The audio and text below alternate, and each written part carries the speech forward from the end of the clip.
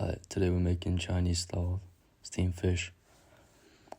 To be fair, this isn't really authentic, but nothing's really authentic anymore, There's always changes. But yeah, this dish is pretty high in protein and it's relatively cheap.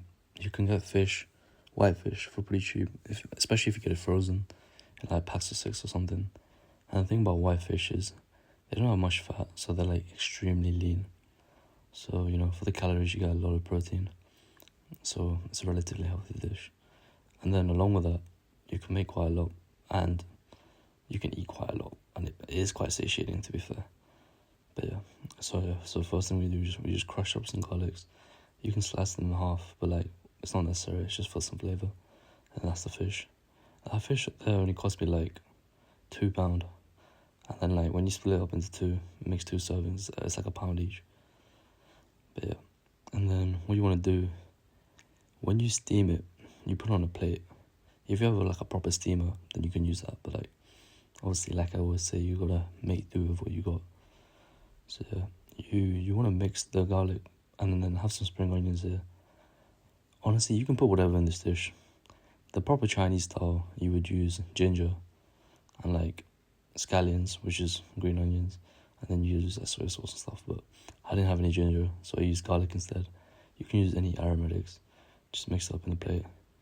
And then what I would recommend is to put some at the bottom of the plate. So then when you put the fish on top of it, not only do that aromatics go on top of the fish, but they go on the bottom of it so the flavour can seep throughout.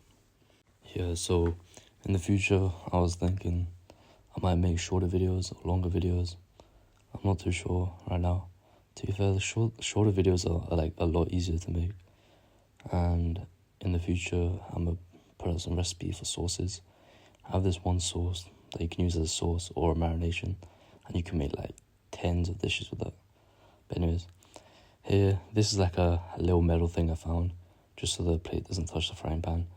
If you don't have it, it's not necessary, but if you have anything that props up the plate slightly, but it still fits underneath the lid, then use that. And then you want to pour some water, just maybe like an inch of water. You don't want it like filling up too much, just so that it can boil and then the steam can cook the fish. Yeah, and this recipe was one of my quickest. Like, it really didn't take me long. Like, as you can see, all you do is cut the fish, smash some garlic, smash some spring onion, and then just put it all in a plate, and then put it in a frying pan with some water and let it steam. But yeah, that's what the fish should look like. The thing with this, you really don't want to overcook it. Like, you only need to cook it for like 5 to 10 minutes. So then yeah, by this point, it's basically already cooked. And then while it's still like steaming slightly, I made the sauce. It's just, you put a bit of soy sauce. There's some garlic, obviously. I have my frozen garlic there, I pre-make. And then that's the rest of the spring onion from before. And there's some white wine vinegar, but you don't need it, to be honest with you. Like, all you really need is some soy sauce. And then also some sugar.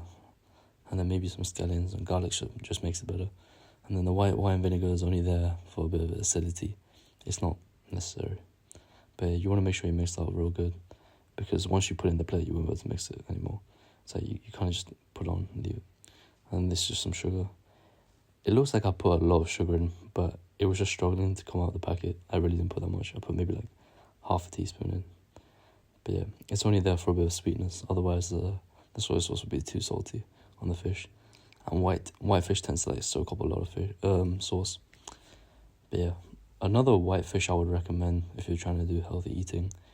The one that I'm using now is pollock, but like there's a lot of white fishes that you can use because they're all relatively low in calorie and high in protein. Tilapia is a very good one.